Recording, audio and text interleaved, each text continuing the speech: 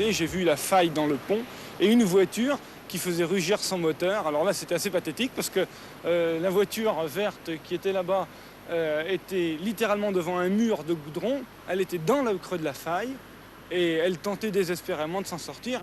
Ben, le pont s'est coupé devant moi, puis... Vous étiez en train de rouler sur le pont, normalement. Et Ouais. puis, qu'avez-vous senti? Ben, j'ai senti un vide, quoi, sur moi. Puis un vide, et puis alors, je suis remonté de l'autre côté, quoi. J'ai accéléré pour remonter. Si cet accident n'a pas fait de victime, un automobiliste peut dire qu'il l'a échappé belle. À 10 cm près, il plongeait avec sa femme et son enfant dans le fleuve.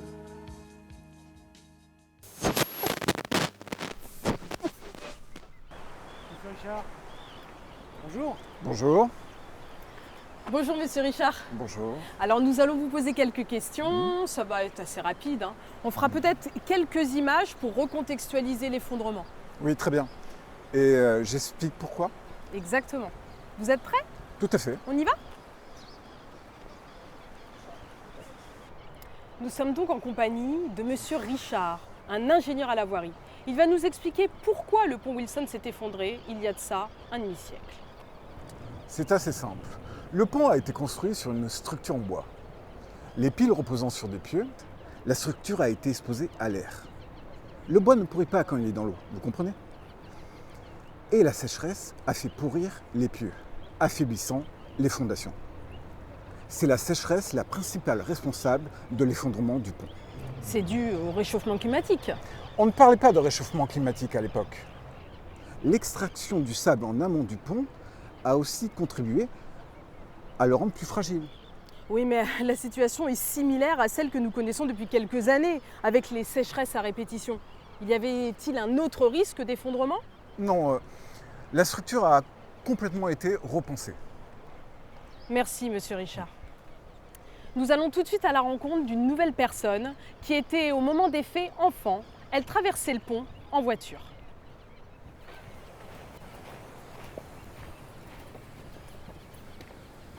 T'en as pas marre de faire ce reportage tous les ans, là, quand même? Ça s'appelle un marronnier. Oui, je sais, mais ça fait 3 fois qu'on fait l'interview. Enfin, moi, en tout cas.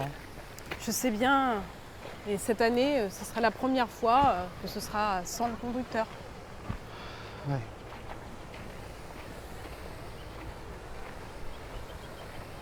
Céline, à cette époque, vous n'étiez qu'une enfant. Oui, j'étais avec mon frère Augustin.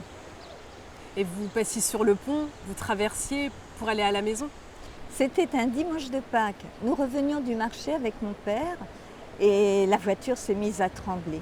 Un bruit énorme et mon père a accéléré pour éviter l'effondrement. Et vous avez senti la voiture tomber dans le vide? J'ai crié. Votre frère aussi, vous avez dû avoir peur. C'est traumatisant ce type d'événement. Oui.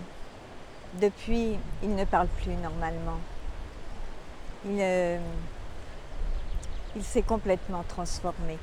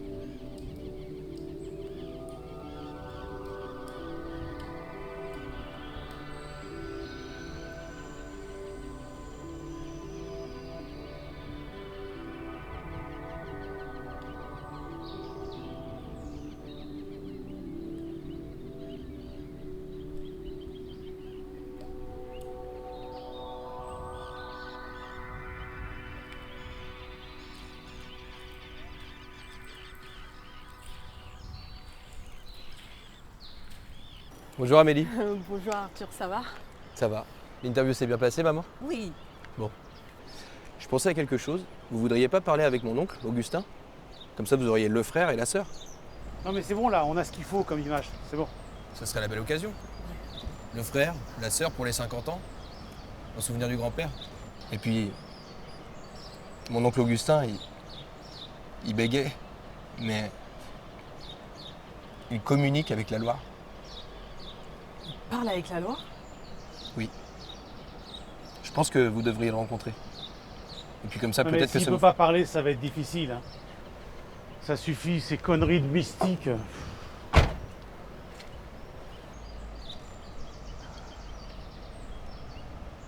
Je suis intriguée. Je pense que nous allons le rencontrer. Et puis ça nous permettra de sortir de la ville. Et puis on va renouveler notre sujet. Allez. On y va? On y va.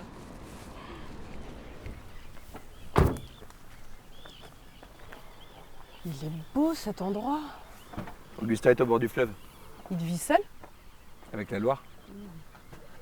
J'ai hâte de le rencontrer. Tu viens, maman?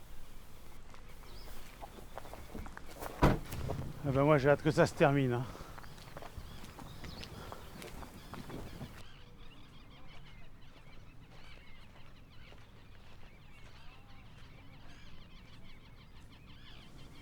Tonton, ça va? Ça te dérangerait de répondre à quelques questions sur la Loire?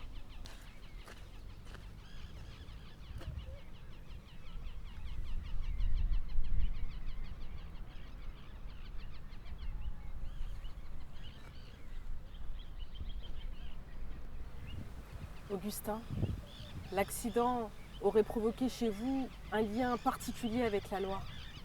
Vous parlez avec elle?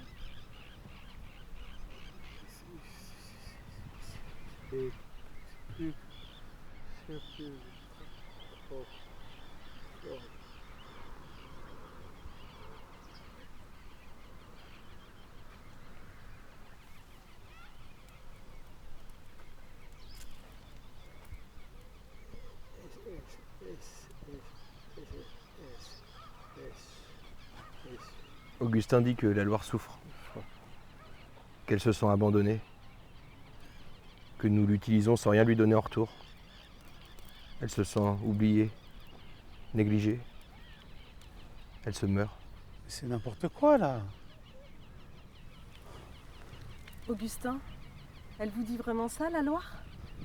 Non mais, c'est pas possible, Amélie. Mais jamais on pourra diffuser ça, désolé.